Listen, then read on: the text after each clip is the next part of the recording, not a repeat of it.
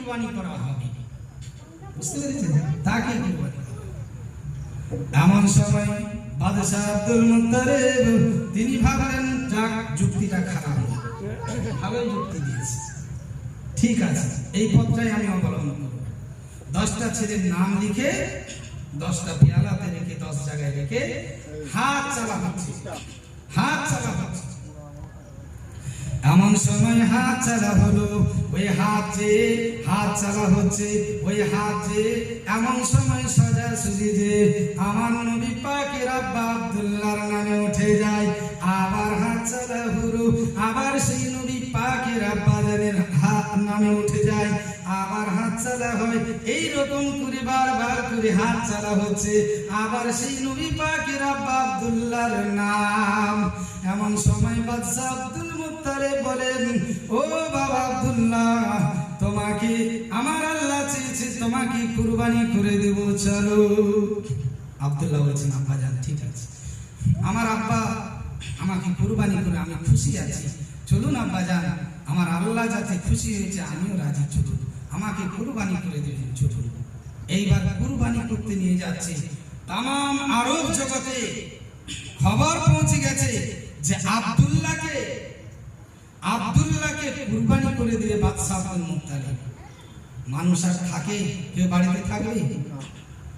ওই জগতের জ্ঞানী গুণী মানুষেরা, আরব জগতের মানুষেরা এসে ঝরঝর করে কাঁদছেন আর বলেন, ও বাদশা নামদার, ও বাদশা নামদার, আপনি শুনুন, আব্দুল্লাহ ভালো ছেলে, আব্দুল্লাহর আচরণ ভালো, আব্দুল্লাহ ভালো ছেলে, ওই আব্দুল্লাহর মতন ছেলে বুঝি এই আরব জগতে আর বুঝি পাওয়া যাবে না। ওই আব্দুল্লাহকে আমরা কুরবানি করতে দেব না, দেব না। বাদশা নামদার শুনুন, আপনি একটা পথ অবলম্বন করুন, আপনাকে আর একটা পদ্ধতি আমরা শিখিয়ে দিই। না কি পথ? না আপনি এক কাজ করুন, একটা পথ আপনাকে শিখিয়ে দিই। না এক ধারে আব্দুল্লাহর নাম লিখুন, একটা পেয়ালার মধ্যে রাখুন, আর এক ধারে একটা উটের নাম লিখে রাখুন। হাত চালা হবে, যদি উটের নামে হাত উঠে যায় তাহলে উট কুরবানি দেওয়া হবে, আর না হলে আব্দুল্লাহকে কুরবানি দেওয়া হবে।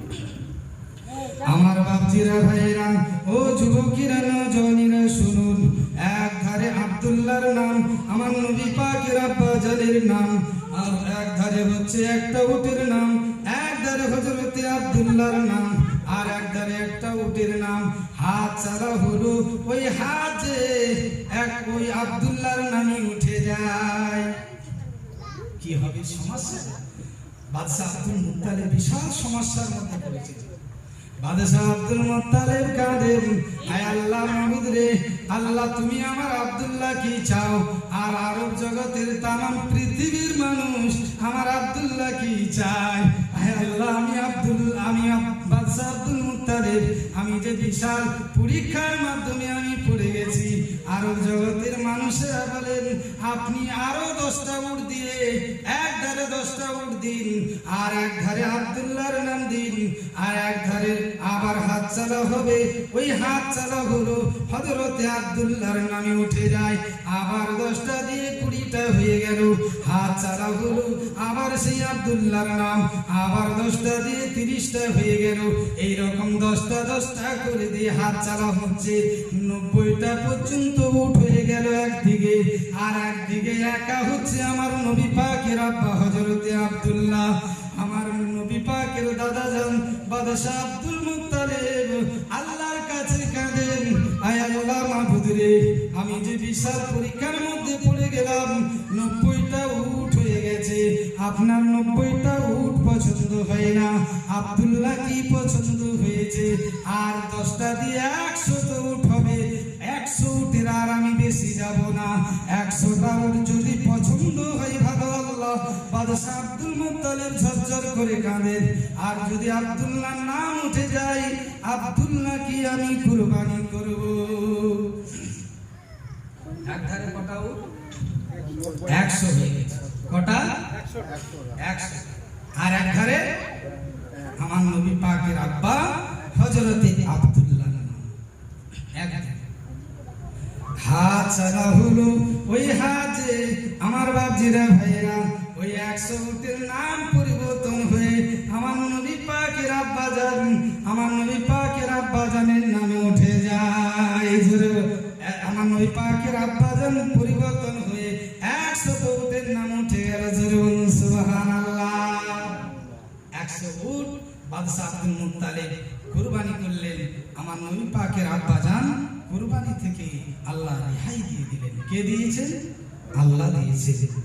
আল্লাহ তাকে হায়াত দেন। আমার নবী বিশ্ব নবী দুনিয়া, আমার নবী পাকের আব্বাজান যদি কুরবানি হয়ে যেত, আমার নবীর কি দুনিয়ায় আসা হতো? হতো বলুন? হতো না।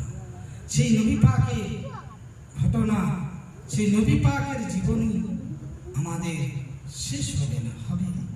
নবী পাকের, আমার আপনার নবী বিশ্ব নবী সাল্লাল্লাহু আলাইহি সাল্লামের বিবাহের ঘটনা গত বছর আমি বলেছিলাম, আপনারা সবই জানেন। বিবাহের ঘটনা বলেছিলাম, জন্মের ঘটনা আমি বলেছিলাম গত বছরে। সেই ঘটনার দিকে আমি যাচ্ছি না। আমার নবী বিশ্ব নবী রাহমাতাল লিল আলামিন, তাকে সাফিউল মুজনাবিন রাহমাতাল লিল আলামিন করেছেন। তিনি হয়েছেন সাফায়াত করবে সমস্ত মানুষদের। এই ঈদ ও মিলাদুন নবী মাহফিলে, আমার নবীর মাহফিলে যারা 1 টাকা খরচা করবে তাদের জন্য আল্লাহর নবী কিয়ামতের ময়দানে সুপারিশ করবে। আচ্ছা বলুন তো, আমরা তো অনেক জলসা শুনি, মিজান কি জন্য?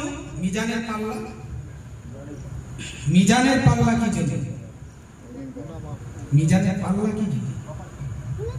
এমনি তো মানুষ মারা গেলে হাদিসের মধ্যে বলা হয়েছে